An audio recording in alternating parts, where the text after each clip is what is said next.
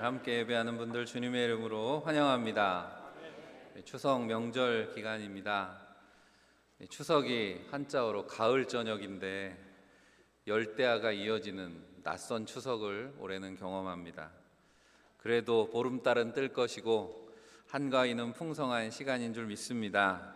건강한 명절 되시고 또 함께하는 가족들 주님의 평안이 함께 하시기를 축원합니다.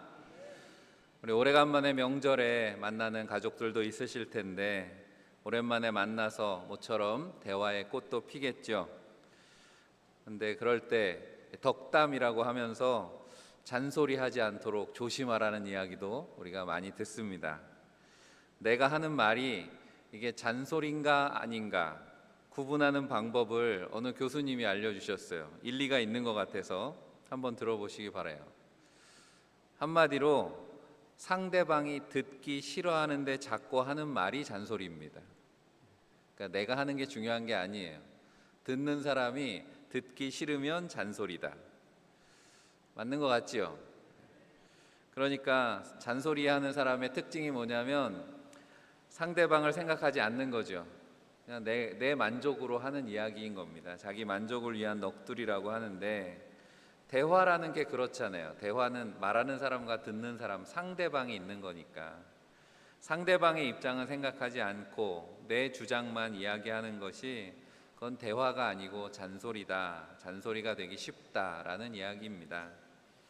전에 성숙한 그리스도인의 언어라는 제목으로 주일에 한번 설교를 한 적이 있습니다. 기억하실지 모르겠습니다. 설교 중에 데이 셰퍼드라고 하는 분이 말한 세 가지 황금문이라고 하는 이야기를 소개를 했었는데 기억하세요? 뭐냐면 말할 때 세 가지만 생각하면 실수할 일이 적다라는 겁니다. 기억나세요? 잘 기억 안 나시죠? 그래서 명절을 맞아서 실수하지 마시라고 AS 하는 겁니다. 애프터 서비스로 데이 셰퍼드의 세 가지 황금문을 다시 한번 말씀드리면 기억나시는 분들 한번 대답해 보세요. 첫 번째는 뭘 생각하라 그랬어요? 내가 말하는 것이 참이냐는 거죠. 팩트냐. 우리가 요즘에 팩트 체크한다 그런 말 많이 쓰는데 내가 하는 말이 참 말이냐는 거예요. 그것만 가지고 안 됩니다. 두 번째 생각해야 될 거는 내가 하는 말이 필요한 말이냐는 거예요. 내가 하는 말이 맞는 말이냐, 그 다음엔 필요한 말이냐. 근데 우리는 여기까지만 생각하고 말하는 경우가 많습니다. 세 번째까지 해야 되는 거예요. 실수하지 않으려면 어쩌면 세 번째가 제일 중요하고 오늘 주제와도 맞닿아 있는 내용인데 세 번째는 뭐냐면 한번 따라해 봅시다. 친절한 말인가. 그러니까 앞서 잔소리에 대해서 이야기했는데 이 잔소리하는 분들의 표현이 있습니다. 잔소리하면서 듣기 싫다고 하면 뭐라 그래요? 내가 틀린 말 했냐는 거예요. 내가 하는 말이 맞지 않냐는 겁니다. 지금 그럴 나이가 됐으니까 결혼은 어떻게 하냐, 또 그럴 나이가 됐으니까 취업은 어떻게 됐냐 묻는 거 아니냐는 거죠. 내 말이 틀렸냐는 거예요. 그리고 또 하는 이야기 있습니다. 다 이게 너를 위해서 하는 말이라는 거예요. 잘 되라고 하는 말이지. 좋은 사람 만나고 좋은 직장에 취업하라고 너한테 필요한 말이니까 내가 하는 거 아니냐, 나 좋자고 하는 말이냐, 맞는 말이고 필요한 말이라는 거예요. 여기까지 다 뭐 그럴듯한데 중요한 건 세 번째라 그랬죠. 세 번째 어떤 말? 친절한 말. 그러니까 내가 생각하기에 아무리 이게 맞는 말이고 꼭 필요한 말이라고 해도 상대방에게도 이거 맞는 말이고 필요한 말이야 해도 듣는 사람의 듣는 게 불편하다면, 친절한 말이 되지 않는다면 때로 우리가 하는 말이 듣는 사람에게는 폭력이 될 수 있다라는 것을 잊지 말아야 된다는 겁니다. 우리가 9월 한 달 섬김의 달, 그래서 그리스도인의 섬김을 주제로 말씀을 나누는데 오늘 말씀 제목이 섬김의 언어입니다. 오늘 말씀 제목처럼 우리가 하는 말이 듣는 이들을 잘 섬기는 말이 되시기를 주님의 이름으로 간절히 축복합니다. 첫 번째로 오늘 본문으로 생각해 보려고 하는 것은 말의 힘을 이해해야 된다는 거예요. 섬김의 언어가 되려면 우리가 하는 말의 힘을 이해하고 그래서 절제해야 된다라는 겁니다.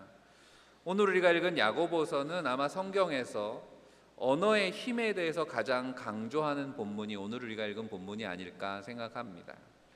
신약의 서신들을 보면 서신들의 대개 편지를 받는 사람 아니면 받는 교회의 이름으로 돼 있는 경우가 있습니다. 로마서는 로마 교회에 보낸 편지고, 고린도전서는 고린도 교회에 보낸 편지고, 디모데서는 디모데에게 보낸 편지. 그런데 야고보서는 쓴 사람 이름입니다. 그런 편지들이 있죠. 야고보서, 베드로, 전후서나 요한 1, 2, 3서가 다 쓴 사람, 편지를 쓴 사람의 이름으로 되어 있는데, 그러니까 야고보서는 야고보가 보낸 편지라고 그렇게 알려져 있는 거죠. 야고보라고 하는 이름이 구약으로 하면 야곱이죠. 야곱. 성경에 많이 나오는, 신약에도 야고보가 여러 사람 나오는데, 야고보서를 기록한 것은 예루살렘 교회의 지도자였던 예수님의 형제 중에 야고보라고 그렇게 알려져 있습니다. 그래서 야고보가 여러 사람이 있다 보니까 의인 야고보라고 이렇게 별명을 붙이기도 했는데, 의인 야고보라고 불릴 만큼 초대교회 경건한 신앙인들에게 선한 영향력을 많이 미쳤던 그런 인물이죠. 그래서 당시 유세비우스라고 하는 초대교회 역사가가 있는데, 유세비우스의 글에 보면 야고보에 대해서 이런 글이 전해져 있습니다. 그는 성전에 올라가서 늘 기도하는 습관이 있었고, 무릎을 꿇고 사람들을 위해서 용서를 비는 모습이 종종 목격되었다. 하나님을 예배하면서 끊임없이 무릎을 꿇은 결과 그의 무릎은 낙타 무릎같이 딱딱해졌다. 의인 야고보에 대해서 설명할 때 그의 무릎을 이야기했다는, 그만큼 열심히 기도하는 경건한 초대교회 지도자였다는 거죠. 그래서 늘 그렇게 경건에 힘쓰는 모습 때문에 의인 야고보라는 별칭도 불렸고, 또 어려웠던 당시 예루살렘 교회에서 교회에 인정받는 그런 지도자가 될 수 있었다라는 겁니다. 그런 야고보가 관심을 가지고 있는 게 뭐였는가? 야고보서를 통해서 그리스도인들이 어떻게 하면 하나님을 기쁘시게 하는 경건한 신앙생활을 할 수 있을까라고 하는 거였습니다. 그리고 그런 경건한 신앙생활을 하는 비밀이 무엇일까?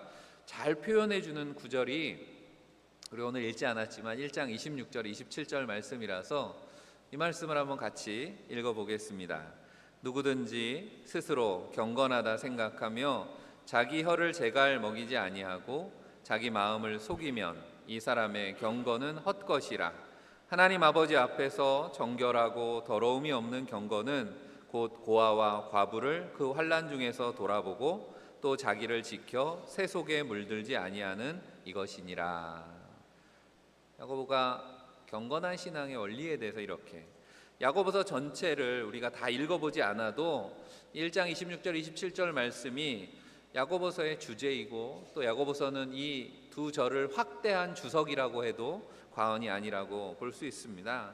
그러니까 경건한 신앙의 세 가지를 강조하고 있는 거죠. 첫 번째는 혀를 제어해야 된다, 말에 대한 오늘 말씀의 내용이고, 두 번째는 곤궁한 고아와 과부를 돌아보는 것, 주변을 살피는 것, 그리고 자기를 지켜서 새 속에 물들지 않는 것, 이것이 경건에 힘쓰는 그리스도인들에게 주어진 세 가지 윤리적인 의무라고 하는 거죠. 혀를 제어한다라고 하는 건 자기를 다스리는 거잖아요. 자기를 절제하는 것. 고아와 과부를 돌아보는 것은 이웃을 살피는 것이고, 또 자기를 지켜서 새 속에 물들지 않는다라고 하는 건 나중에 보겠지만 하나님 앞에 드리는 올바른 예배자의 삶에 대한 말씀이기도 합니다. 세 가지로 구분해서 말하지만 결국은 다 어디로 모아지냐면 그리스도를 닮은 섬김의 삶이라고 하는 거죠. 오늘 본문은 그 중에서 첫 번째, 혀를 제어하는 것에 대해서 말씀합니다. 신앙생활이 상당 부분이 여기에 해당되는 것이기 때문에, 그런데 말씀해 보면 내 형제들아 너희는 선생된 우리가 더 큰 심판을 받을 줄 알고 선생이 많이 되지 말라, 이런 말씀으로 시작하고 있습니다. 선생이 되려는 사람이 많아서는 안 된다. 왜냐하면 선생은 심판을 받기 쉽기 때문에. 무슨 말입니까? 가르친다라고 할 때 우리 잔소리하는 것도 가르치는 거잖아요. 가르치려고 드는 거죠. 그러다 보면 말을 많이 하게 되고, 말을 많이 하면 실수를 할 수밖에 없다라는 겁니다. 그러면 그 말한 대로 심판을 받습니다. 예수님께서도 이미 하신 말씀이죠. 마태복음 12장 36절 7절에 보면 내가 너희에게 이르노니 사람이 무슨 무익한 말을 하든지 심판날에 이에 대하여 신문을 받으리니 내 말로 의롭다함을 받고 내 말로 정죄함을 받으리라. 우리가 하는 말이 그냥 흘러가고 마는 것이 아니라 하나님께서 다 기억하고 계시고, 요즘은 기술이 발달해서 다 기록되잖아요. 어딘가에 통화 기록도 되고 우리가 녹음도 하고 녹화도 하고. 그런데 하나님께서 우리가 태어나서부터 죽을 때까지 살면서 하는 모든 말을 다 일일이 기억하시고, 그리고 나중에 신문하신다는 거예요. 이용희 목사 그때 이런 말 했지? 왜 그런 말 했어? 무슨 의도로 그런 말 했어? 하나님 다 보고 계시다라고 하는 거죠. 우리가 지난주에 나눴던 민수기 말씀 중에도 광야 이스라엘 백성들의 운명이 그들이 했던 말에 결정되었다라는 것을 우리가 말씀을 나눴습니다. 그들이 한 말에 의해서 이스라엘의 운명이 좌우되었습니다. 민수기 14장 28절 말씀 기억하시죠? 그들에게 이르기를 여호와의 말씀에 내 삶을 두고 맹세하노라. 너희 말이 내 귀에 들린 대로 내가 너희에게 행하리니 말씀하십니다. 우리가 한 말대로 나중에 심판을 받기도 하지만 우리가 한 말대로 우리의 삶 가운데 그대로 이루어지기도 한다는 거죠. 그들이 말한 대로 최종 목적지가 결정되었습니다. 우리가 이러다 광야에서 다 죽을 거야 했던 사람들은 정말 광야에서 다 죽었고, 저들은 우리의 먹이다 올라가 싸우자 하나님께서 우리에게 허락하실 거다라고 했던 사람들은 정말 그렇게 가서 가나안 땅을 정복하고 차지했다라고 하는 겁니다. 광야에서 나그네로 방황하다 죽든지 약속의 땅을 차지하든지 그들의 운명이 그들이 한 말대로 정해졌다라는 거죠. 그런데 실수할 게 두렵다고 말을 많이 하면 실수하니까 말을 안 하고 살 수 있을까요? 말을 안 하고는 또 살 수가 없잖아요. 우리도 모르게 말을 합니다. 문제는 우리가 그렇게 늘 말을 하면서도 그 말이 지닌 이 힘을 간과할 때가 많다는 게 문제라는 것입니다. 그래서 무심코 하는 말, 인류의 역사에서 총이나 칼에 죽은 사람보다 그렇게 무심코 한 말 때문에 죽은 사람들이 더 많다 그러잖아요. 잠언에도 있는 말씀입니다. 잠언 12장 18절에 칼로 찌름같이 함부로 말하는 자가 있거니와. 가만 보면 말을 하는 게 아니라 칼을 휘두르는 것처럼 사는 사람들이 있다라는 것입니다. 함부로 말하는 사람은 그렇다는 거죠. 무심코 던진 돌에 개구리가 맞아 죽는다, 이런 말 들어보셨죠? 절제하지 않고 내뱉는 말이 누군가에게는 비수가 될 수 있다는 것을 우리는 자꾸만 잊어버립니다. 그래서 성경은 오늘 말씀하죠. 몸에 있는 혀는 작다는 거예요. 우리의 혀가 우리 몸에서 차지하는 비중이 얼마나 됩니까? 그런데 마치 말에 물린 제갈처럼, 배의 키처럼, 배의 맨 뒤에 키가 있잖아요. 키는 조그맣죠. 큰 유조선도 키는 그렇게 크지 않습니다. 하지만 그 작은 키가 온 몸을 다 제어하는 거죠. 제갈이 말을 좌우하고 키가 큰 배를 좌우하는 것처럼 작은 혀가 우리의 몸을 제어하는 능력이 있다 말씀합니다. 그래서 2절에 우리가 다 실수가 많으니 만일 말에 실수가 없는 자라면 곧 온전한 사람이라. 우리의 혀에, 말에, 우리가 생각하기에 별로 비중이 없어 보이는 그것에 온전한 사람이 결국 온 몸이, 전체의 삶이 온전해지는, 성숙한 그리스도인이 되는 길이 말에 있다, 이런 말이죠. 말에 실수가 없는 온전한 사람이 되는 것이 그래서 쉽다는 말입니까? 어렵다는 말입니까? 오늘 본문을 읽어보면 1절부터 12절을 쭉 읽고 나면 결론이 뭐냐면 말에 실수가 없는 온전한 사람이 되는 건 어렵다는 거예요. 우리가 다 말에 실수가 많다. 경건의 사람이라고 불렸던 야고보가 우리라고 자신을 포함해서 우리는 다 그렇게 말에 실수가 많습니다 라고 고백하고 있는 거죠. 그래서 8절에 혀는 능히 길들일 사람이 없나니 라고까지 말합니다. 우리 몸에 붙어 있지만 내가 혀를 제어할 수 있다고 생각하지만 그 혀에 휘둘리는 것이 더 쉽다라는 말입니다. 이렇게 말하면 마치 몸과 혀를 분리해 놓은 것 같고 혀에 무슨 인격이 따로 있는 것처럼 그렇게 여겨지지만 그렇지 않죠. 내 의지와 상관없이 자유롭게 말을 하는 건 아니잖아요. 말이 저절로 나옵니까? 내 속에 생각이 있으니까 말이 나오는 거죠. 내 생각한 대로, 내 의지대로 말을 하는 것입니다. 결국 혀를 제어하는 것은 어디에 달려있다? 내 마음에 달려있다라는 말씀이죠. 1장 26절 읽은 말씀처럼 스스로 경건하다 생각하면서 혀를 제어하지 못하는 사람은 결국 자기 마음을 속이는 셈이 되는 것입니다. 말의 문제는 그러니까 나오는 말이 문제가 아니라 마음이 문제다라는 거죠.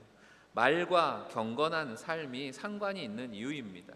예수님께서도 스스로를 경건한 교사라고 자부했던 바리새인들이나 율법학자들, 유대인들을 향해서 이 독사의 자식들아라고까지 험한 말씀을 하신 적이 있어요. 그렇게 말씀하신 까닭이 무엇입니까? 그들이 겉다르고 속다르다라고 하는 겁니다. 겉은 번지르르한데 그들의 속은 썩은 무덤 같다. 그래서 회칠한 무덤 같은 자들이라고 그렇게 비판하셨잖아요. 실상 그들의 내면을 들여다보면 그들이 말하는 화려한 말과 비교했을 때 그들 안에 믿음의 열매를 찾아보기 힘들었다라는 말씀입니다. 그렇게 내면의 경건이 없으니까 그들이 하는 신앙의 삶에 일관성이 있을 수가 없죠. 오늘 10절에 하는 말씀입니다. 한 입으로 찬송과 저주가 나오는도다. 사람들 보는 앞에서는 거룩하고 경건하게 찬양을 하고 기도하고 예배하는 것 같지만 그의 삶에서 또 돌아보면 칼을 휘두르고 다닌다라고 하는 거죠. 이런 경우에 그 사람 안에 무엇이 있다고 보는 게 맞냐라고 하는 겁니다. 11절 12절에 샘이 한 구멍으로 어찌 단물과 쓴물을 내겠느냐. 12절에도 짠물이 단물을 내지 못하느니라.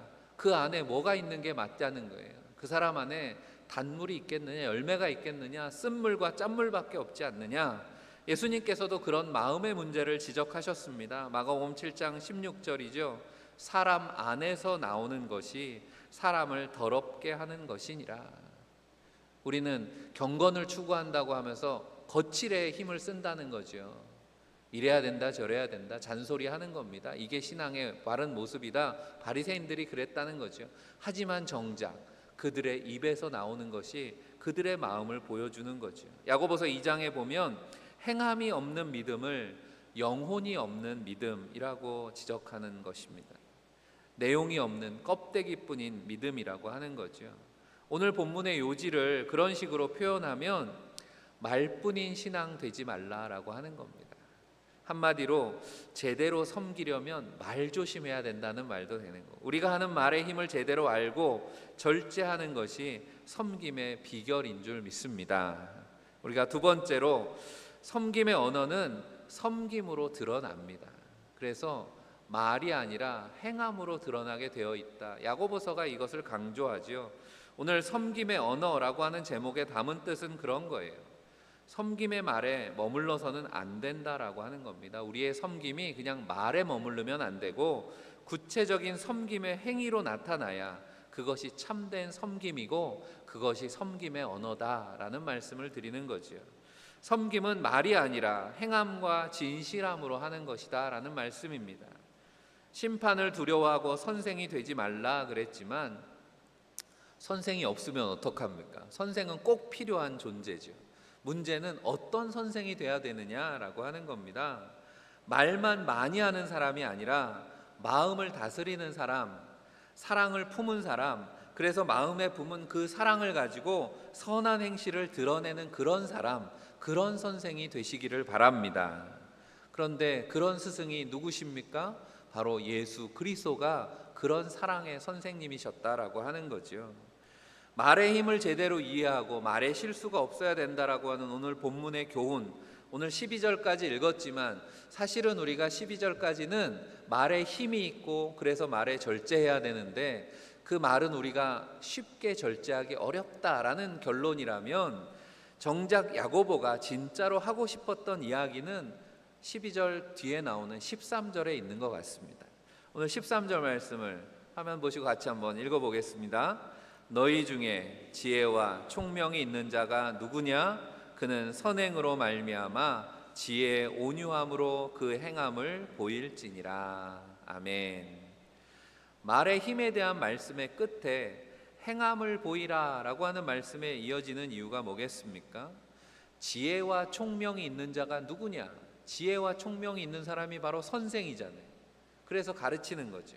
그런데 진짜 선생은 말이 아니라 행동으로 그 지혜와 총명을 보여주는 사람이라고 하는 말씀이 되는 거죠. 아무리 말을 많이 하면 뭐 하겠습니까? 그 말이 그 속사람과 전혀 어울리지 않는다면 행동으로 드러나는 섬김과 비교할 수 없다는 것입니다. 그래서 우리가 사랑의 사도라고 말하는 사도 요한의 교훈도 같습니다. 요한일서 3장 18절에 자녀들아 우리가 말과 혀로만 사랑하지 말고 행함과 진실함으로 하자. 사랑합니다, 사랑합니다 100번 말하는 것보다 그 사랑이 행함과 진실함으로 드러날 때 그 사랑의 말이 진정한 섬김이 된다라는 거죠. 경건하지 못한 자들이 마음을 속이고 말로만 경건한 척 한다 그랬습니다. 하지만 성숙한 내면이 없는 껍데기 경건은 결국 다 미천이 드러나게 되어 있습니다. 하나님의 심판을 피할 수 없다라는 말씀에 담긴 뜻이기도 하겠죠. 잠시 그저 사람들의 눈은 가릴 수 있을지 모릅니다. 경건한 척. 하지만 열매를 보고 판단하시는 하나님의 눈을 결국은 피할 수 없다라는 말씀이죠. 우리가 추석을 품고 있는 이 가을, 열매의 계절입니다. 사랑하는 성도 여러분, 섬김의 좋은 열매들이 드러나셔서 하나님을 기쁘시게 하는 저와 여러분들이 되시기를 간절히 축원합니다. 마지막으로 섬김이 하나님이 원하시는 예배라는 것을 기억하시기 바랍니다. 우리가 하는 말이 섬김이 되려면 바로 온전한 예배를 통해서 그 섬김이 드러납니다. 어려서부터 말과 관련해 가지고 많이 교회에서 들은 표현 중에 하나가 있습니다. 말과 관련해서 교회에서 많이 듣는 말, 교회는 말이 많은 곳이다, 이런 얘기 들어보셨어요? 네. 말 조심하라는 얘기를 그렇게 하더라고요. 그렇습니까? 우리 대전제일교회 말이 많습니까? 대답 안 하시는 거 보면 말이 많진 않은 것 같아요. 네. 물론 교회는 말이 많은 곳입니다. 교회 와서 늘 하는 게 말씀 듣는 거고 기도하는 거고 찬양하는 것이니까 맞는 말이죠. 설교도 기도도 찬양도 다 언어이기 때문에 교회는 말이 많은 곳입니다. 하지만 이 말이 그런 뜻으로 쓰이지 않는다는 거 우리가 다 압니다. 교회는 말이 많은 곳이야 라는 표현에 담겨있는 의미는 긍정적인 뜻이기보다는 부정적인 의미로 사용하는 경우가 많잖아요. 8절에도 이렇게 말씀합니다. 혀는 능히 길들일 사람이 없나니 쉬지 아니하는 악이요 죽이는 독이 가득한 것이라. 굳이 이 말씀, 오늘 본문 중에 제일 험한 구절인 것 같은데 이 말씀을 읽지 않아도 우리 중에 누군가 교회에 나왔다가 그런 길들여지지 않는 혀의 놀림에 막말과 독설에 상처받은 일이 많기 때문에 나온 표현이겠죠. 교회는 말이 많은 곳이야. 그런 분들이 왜 그렇게 말할까요? 나 교회에서 말에 상처받았어, 이렇게 말하는 겁니다. 말에 상처받아 보셨어요? 기쁨의 소식, 복음을 전하는 사랑의 공동체라고 교회를 말하는데 교회에 나왔다가 말에 상처를 입는다는 것이 좀 아이러니하죠. 그러면 안 되는 거 아닙니까? 교회가 뭐 이러냐고. 그런데 우리가 그런 말을 하고 들을 때 우리가 다시 한번 말씀을 통해서 생각해 봐야 되는 거예요. 오늘 본문의 말씀처럼 말을 능히, 혀를 능히 길들일 사람이 많지 않다. 그 말은 우리가 다 말에 실수가 많은 사람들이고 그런 사람들이 모여 있는 것이 교회라고 하는 겁니다. 말이 많은 것이 사실이고, 그래서 교회는 천사들이 모여 있는 공동체가 아니고 그리스도의 은혜가 필요한 죄인들의 공동체라는 것을 그런 표현이 증명해 주는 겁니다. 교회에 대해서 제대로 이해하려면 우리가 드리는 예배를 우리가 월십 서비스라고 이야기, 영어로 월십 서비스. 그래서 하나님께 드리는 경건한 섬김 이렇게 표현하지만 사실은 우리가 왜 예배를 드립니까? 우리는 은혜가 필요한 사람들이기 때문에 예배하는 것입니다. 하나님을 섬긴다라고 앉아 있지만 사실은 우리를 사랑하시는 하나님의 사랑이, 한없는 사랑이 우리에게 은혜를 베푸시고 우리를 섬겨주시는 자리가 예배의 자리인 줄 믿습니다. 그 섬김의 본이 되신 분이 누구라고요? 바로 예수 그리스도라고 하는 겁니다. 예수 그리스도 덕분에 우리가 오늘 예배하는 것이고 오늘 우리가 살아있다라고 하는 거죠. 그래서 예배에 대해서 히브리서 13장 16절은 이렇게 말씀합니다. 오직 선을 행함과 서로 나눠주기를 잊지 말라. 하나님은 이 같은 제사를 기뻐하시느니라. 히브리서에는 대제사장이신 예수 그리스도가 자신의 몸을 들여서 제사를 드리신 참 제사에 대한 말씀이 나오죠. 선행과 나눔을 하나님이 기뻐하시는 예배라고 히브리서가 말씀하는 이유입니다. 구약의 제사에는 뭐가 필요해요? 희생 제물이 필요합니다. 인류 역사상 가장 큰 선행과 베품을 나눈 분이 누구십니까? 바로 예수 그리스도시다라고 하는 거죠. 예수님의 희생 제사가 왜 큰 선행과 나눔입니까? 구원받을 의인이 아니라 마땅히 그 베품과 나눔을 받을 자격이 있는 사람들이 아니라 심판받아 마땅한 죄인들을 구원하시기 위해서 주님이 목숨을 내놓으셨기 때문에 그 희생이, 그 사랑과 선행이 가장 위대하다라고 말씀하는 거죠. 온 몸을 나누어 주신 그리스도의 희생과 섬김으로 우리가 구원을 받고 하나님의 자녀가 된 줄로 믿습니다. 이게 바로 우리가 이해해야 될 교회, 그리스도의 몸인 공동체의 정체성이라고 하는 겁니다. 우리가 잘나서 하나님의 백성이 된 것이 아니라 우리는 그렇게 부족하지만, 우리는 그렇게 함부로 말할 때도 있고 서로 상처를 주고 상처를 받지만, 그럼에도 불구하고 그리스도의 사랑의 섬김을 받아서 우리가 구원을 받고 믿음의 공동체, 교회가 되었다라고 하는 것입니다. 그러므로 이제 우리가 드릴 예배는 어떤 예배가 되어야 되는가? 우리가 드리는 예배는 그리스도를 닮은 섬김이어야 마땅하다라고 하는 거죠. 로마서 12장 1절 말씀입니다. 그러므로 형제들아, 내가 하나님의 모든 자비하심으로 너희를 권하노니 너희 몸을 하나님이 기뻐하시는 거룩한 산 제물로 드리라. 이는 너희가 드릴 영적 예배니라 말씀하는 거죠. 바울도 하나님이 기뻐하시는 예배는 우리의 몸을, 우리의 삶을 하나님 앞에 제물로 드리는 것, 바로 그리스도를 닮은 희생과 사랑, 섬김이라고 말씀하고 있는 거죠. 그래서 섬김이라는 말 영어로 한 번 더 얘기하면 서비스라 그랬잖아요. 섬김이 서비스인데, 서비스는 서브라고 하는 동사에서 나온 거죠. 서브가 뭡니까? 우리가 배구 같은 스포츠에 서브한다 그러죠. 상대방에게 공을 넘기는 겁니다. 전달해 주는 게 서브죠. 그리스도의 섬김이 우리를 구원하신 것처럼 하나님께서 그 사랑의 공을 우리에게 넘겨주셔서 우리가 그 사랑을 받고 구원받은 백성으로 그 사랑을 다시 세상에게 전하는 거죠. 세상을 섬기는 일을 구원받은 그리스도인의 사명이라고 말씀하는 것입니다. 그리스도라고 하는 이름의 뜻이 기름 부음 받은 자라는 의미인 것을 들어보셨을 겁니다. 기름 부음 받은 자는 거룩한 것을, 구별되었다라는 것을 의미합니다. 기름 부음 받은 자로서 주님은 그 거룩한 사명으로 뭘 하셨어요? 상처받은 영혼들을 회복하고 치유하시는 일을 하셨다는 겁니다. 기름이 하는 역할은 그런 거잖아요. 기름을 발라서 상처를 치유하고 소독하는 일을 합니다. 어느 목사님이 쓰신 글 중에 이런 구절을 읽었어요. 관역이 아닌데도 우리 가슴엔 수많은 화살들이 박혀 있다. 내 안에 화살들이 많이 박혀 있다는 거죠. 그런데 돌아보니까 화살이 내 가슴에만 박혔을까?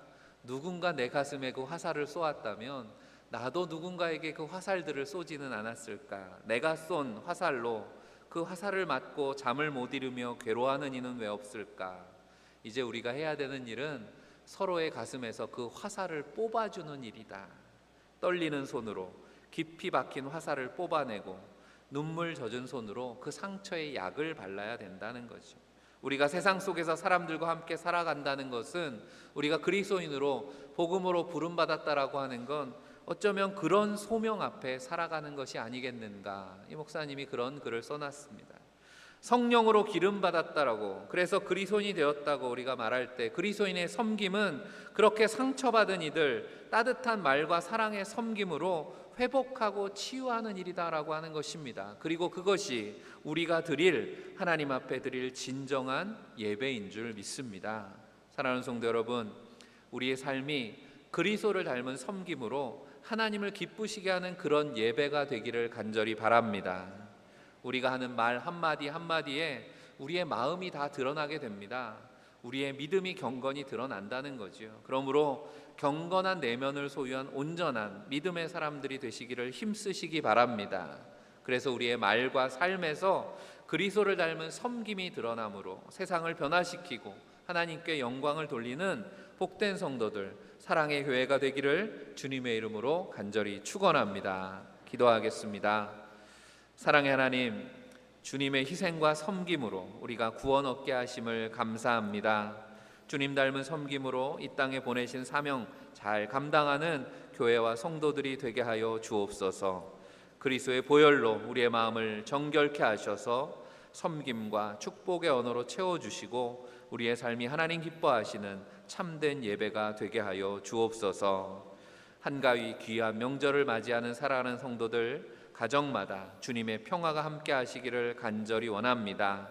사랑하는 가족들의 영혼 구원을 위해서 눈물로 기도하는 가정들이 있습니다. 주님, 그 가정들마다 주님 닮은 섬김과 사랑의 말들로 가득하게 하셔서 상처받은 마음들이 위로받고 그리스도의 복음을 경험하는 축복의 시간 되게 하여 주옵소서. 우리를 살리시려 십자가에 죽으시고 섬김의 본이 되어 주신 우리 주 예수 그리스도 이름 받들어 간절히 기도하옵나이다. 아멘.